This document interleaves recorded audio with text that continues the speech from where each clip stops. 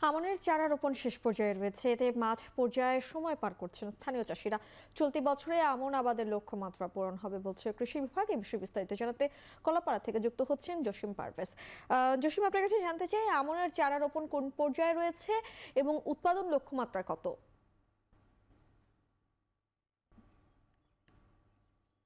মিম, আপনাকে জানিয়ে রাখি, সাগর বিধৌত যে পটুয়াখালীর কলাপাড়া উপজেলা, সেই উপজেলায় কৃষি বিভাগ তারা চলতি মৌসুমে আমনের চাষের লক্ষ্যমাত্রা নির্ধারণ করেছে ৩০,৩০০ হেক্টর জমিতে। কিন্তু এখনকার যে পরিবেশ, উন্নয়নমূলক কর্মকাণ্ড এবং এখানকার যে মেগা প্রকল্প বাস্তবায়ন হচ্ছে, সে কারণে কিন্তু দেশের অনেক বিনিয়োগকারীরা এই কলাপাড়ায় তারা জমি কিনেছেন। সে কারণে কিছু ২-১০০ একর জমি কিছুটা কমতে পারে, এমনটি সতর্কতা জানিয়েছে কৃষি অধিদপ্তর।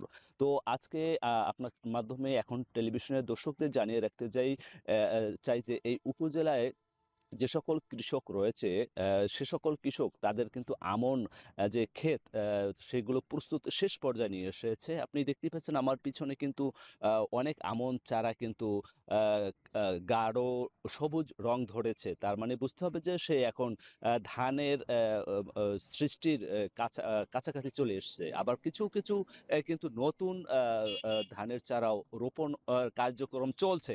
এক কথা বলা যায়, উপজেলায় যে লক্ষ্যমাত্রা নির্ধারণ করা হচ্ছে কৃষি অধিদপ্তর, সে লক্ষ্যমাত্রা অর্জন হবে। এটাই তাদের প্রত্যাশা। এই ছিল আমার কাছে সবশেষ, মিম।